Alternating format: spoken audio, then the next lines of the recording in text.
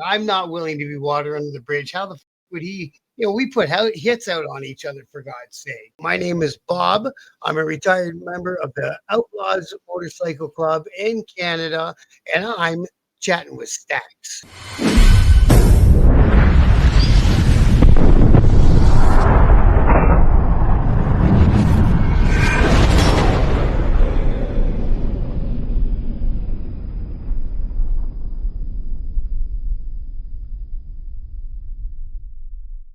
Welcome to this episode of Chatting with Stacks. I'm your host, Bill Stacks, and today I got retired one percenter, Bob from Biker News Camp. Were they trying to take your guys' patches and things like that? No, Did they they take didn't your go. patch?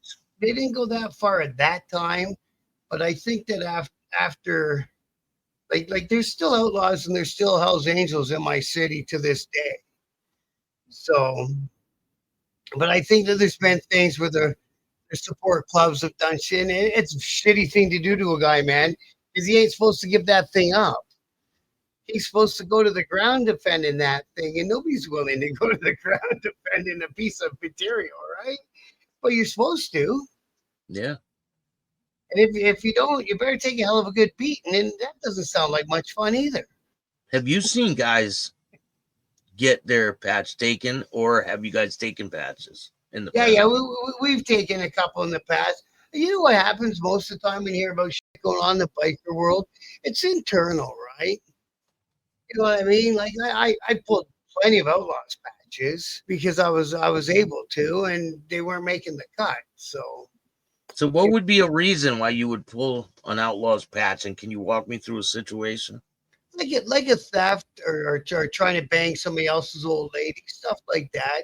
It's usually stuff to do with theft. We had a guy, he'd stay late when the clubhouse closed, and there'd be money miss, 20s and 40s, and it's like, shit, man, if you're gonna grab $20, you write it down so I know, and all is good.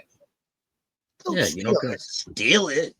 you know, like that, right? Especially stealing from guys like that. Like you're gonna steal from a 1% motorcycle club. And the worst is he was stealing out of the jail jar. Every clubhouse has a jail jar instead of a tip jar. Like the guys behind the club aren't going to take a tip off you. It's not like that. But they'll tell you to put some money in the jail jar. Yeah. 100%. Wow. So that's like an absolute. You're getting expelled for stealing, Yeah. right? And that kid who was getting beat up at the Hell's Angel clubhouse that night, he left that night, no longer an outlaw. You can't make us all look like a bunch of idiots. Well, did he go in You and know? say, "I can't do this anymore"? No, he went to the Hell's Angel clubhouse door drunk and said, "Can I talk with Marty?" Because one of their guys was one of his buddies, and it went. No, man, no. So what happens when he goes back to you guys' clubhouse? What happens with him? We pulled his patch and sent him on home. Patched him up as good as we could, get him stopped bleeding, and got him the fuck out of there. That's it. You're done. Had no choice. Will you imagine? You imagine explaining that to the higher ups while he's still around? So by this time, there's a lot of crazy things going on.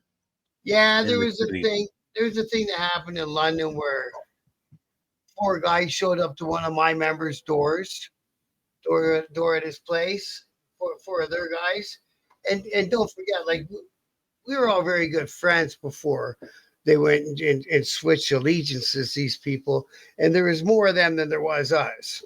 So it was a matter of time when they were going to catch up to you and how it went down.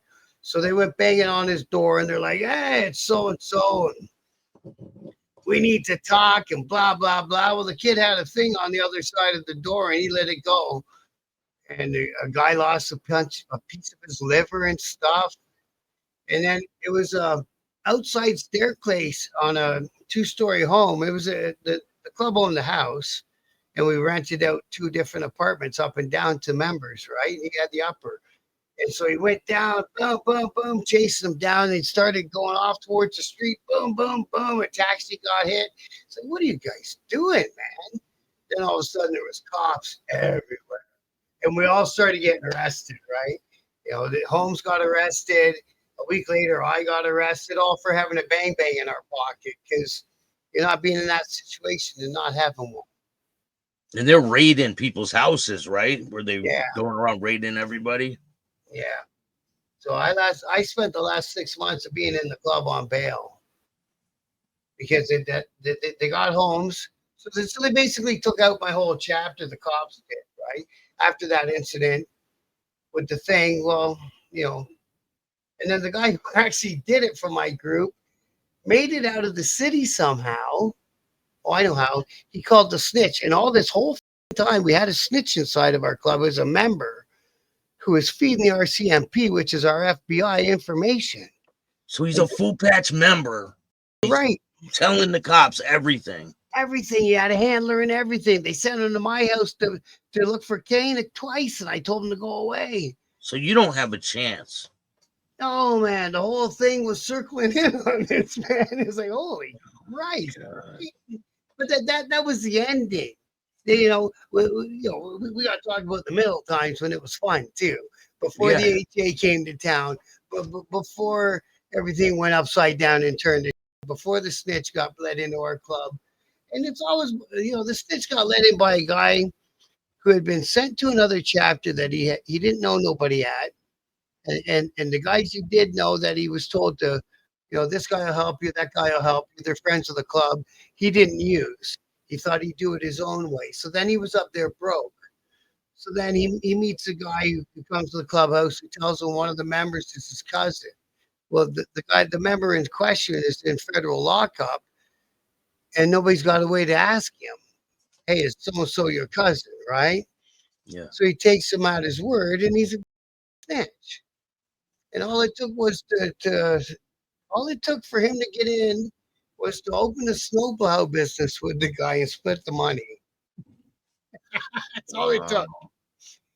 Plow a few driveways. Oh. So there's so many questions I got for you. And yeah, man. During your time when all these people are going with the Angels, did they ever offer you a patch? And if they did, can you walk me through when they offer you the patch? So like I say, on that very first meeting with two business associates, he offered me I could come with him then, but there was no offer of a patch for a patch. And so you would have to go down to Prospect. And you're like, hell no.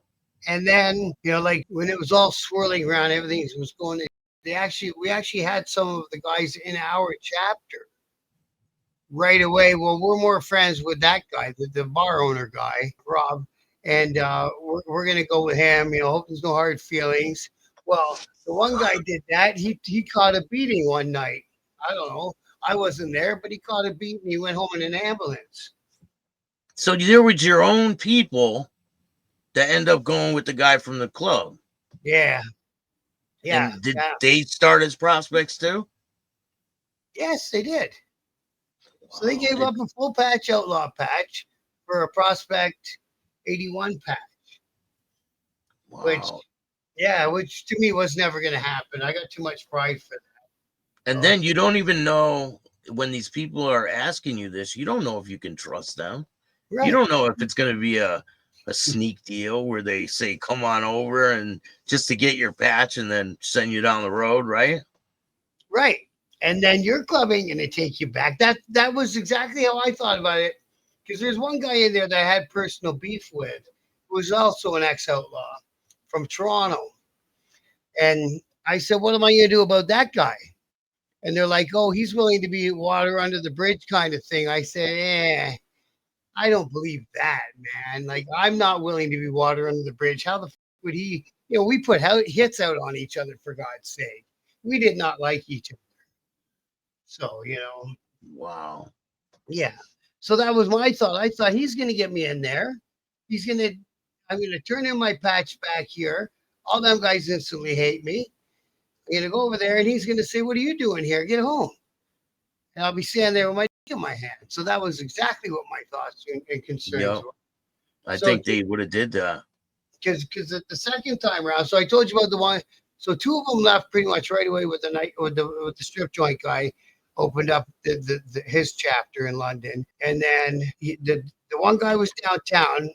His name was Brian, and my chapter boss, Hammer, and the doorman, who was the guy at the bang bang thing with the taxi, got hit. That's so Hammer and the doorman from the strip joint, not the Beef Baron, but another one downtown, ran into Brian and they beat the crap all out of him. And like I say, he took a ride home in an ambulance that night.